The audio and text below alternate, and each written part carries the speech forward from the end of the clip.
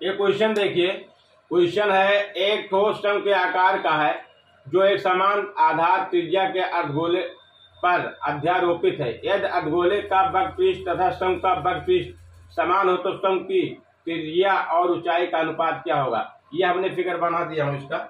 इसमें क्या है, ये आपका शंकु है और ये आपका अर्धगोला पे, ये अर्धगोले पे एक समान त्रिज्या का है और इस पे रखा हुआ है। ठीक, अब कहता है कि इसका त्रिज्या और ऊंचाई यानी इसमें और इसमें संबंध बताना है, यानी इसमें R अनुपात H में क्या संबंध होगा, ये आपको निकालना है, ये आपको बताना है।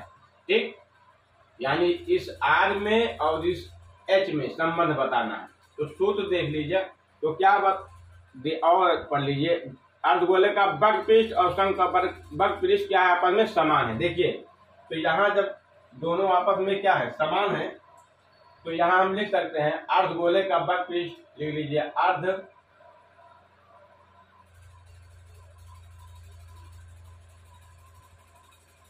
अर्धगोले का वक्रपृष्ठ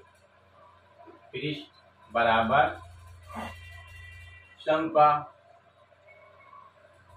का वक्रपृष्ठ, यह क्या है, आपस में बराबर है।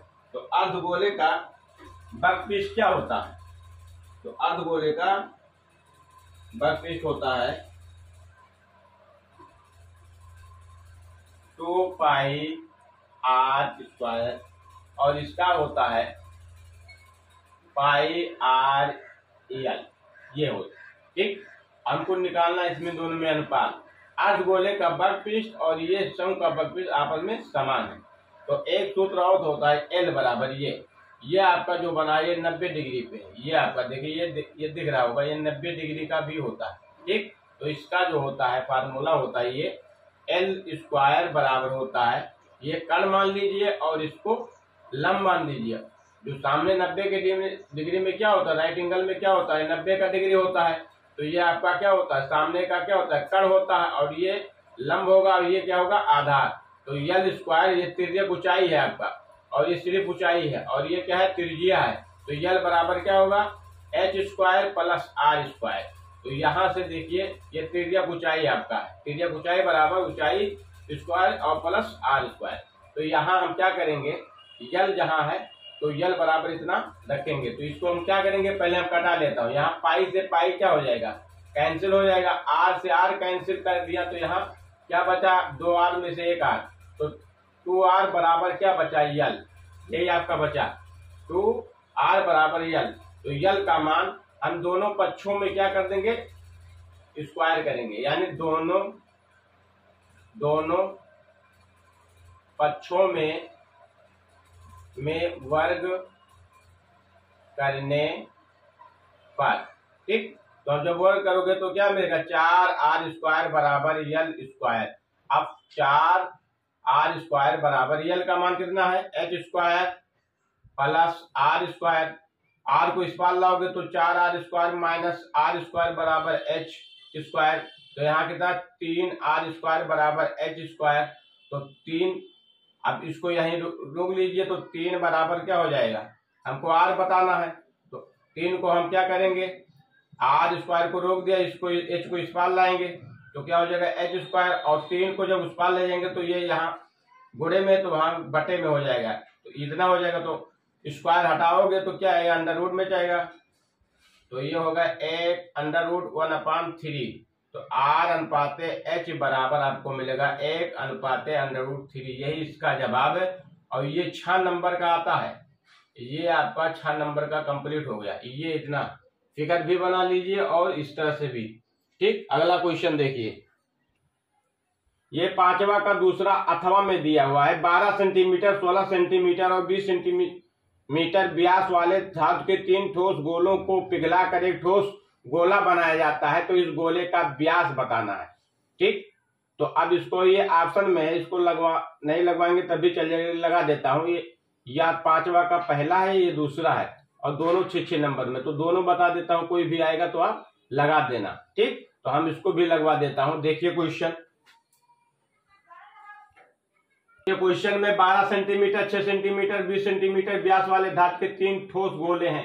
तो पहला गोला क्या है, यानी जो गोला है, जैसे मान लीजिए ये कोई गोला है पहला, ठीक, और ये आपका क्या है दूसरा, ठीक, और ये क्या है आपका तीसरा।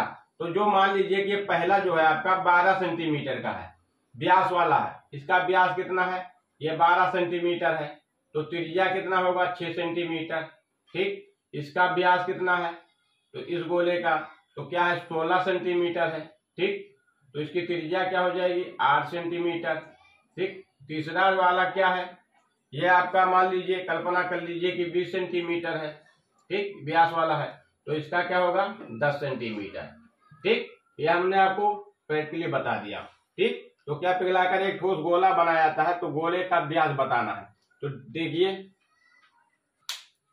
तो इन तीनों का हमें क्या निकालना होगा, आयतन निकालना होगा। अगर आयतन हम तीनों का, तो इसको हमें माना B1 और इसको माना B2, इसको माना B3, ठीक। अब क्या होगा, इन तीनों को मिलाकर एक ठोस गोला बनाता, तो उसको हमने B मान लिया। क्या मान लिया, तो B, तो V बराबर क्या होगा, V बराबर जो बना नया वो नया, ये नया है आपका, और ये सब तीनों पुराने, V1 plus B2 plus V3।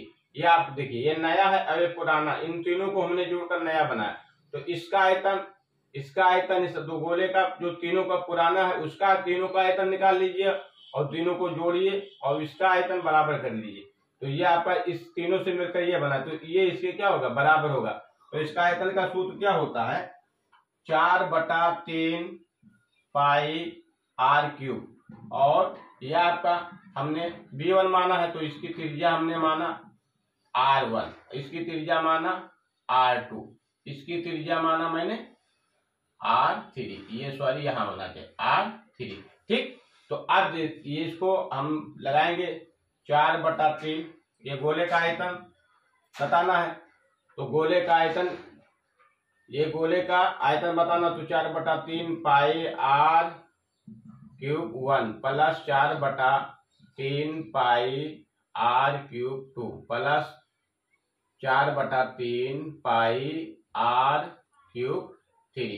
बस देखिए इसमें कुछ कॉमन दिख रहा है, तो 4/3 पाई r³ यहाँ है, यहाँ कॉमन दिख रहा है, 4/3 पाई सब में है, तो कॉमन ले लीजिए और इसको r³1 plus r³2 plus r³3 इसको दे दे। देखिए यहां से पाई पाई से कैंसिल, 4/3 से 4/3 कैंसिल, तो r³ बराबर क्या हुआ, यहाँ देखिए मान क्या होगा, r1 का मान कितना है 6, तो 6 का क्यूब प्लस 8 का क्यूब प्लस 10 का क्यूब।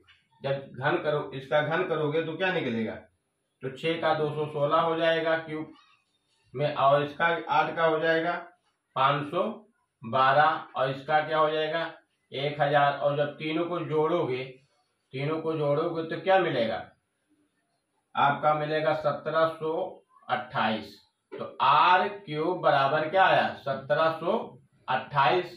तो r बराबर क्या हो जाएगा, ठीक, तो क्यूब हटाएंगे तो इसमें भी हटेगा, तो ये किसका है 1728 होता है तो 12 का, तो यहाँ आपका r बराबर 12 सेंटीमीटर। हमको बताना क्या है व्यास, तो व्यास बराबर क्या होता है, व्यास बराबर आपका होता है 2r, तो 2 गुणे 12, तो बराबर क्या होगा 24 सेंटीमीटर।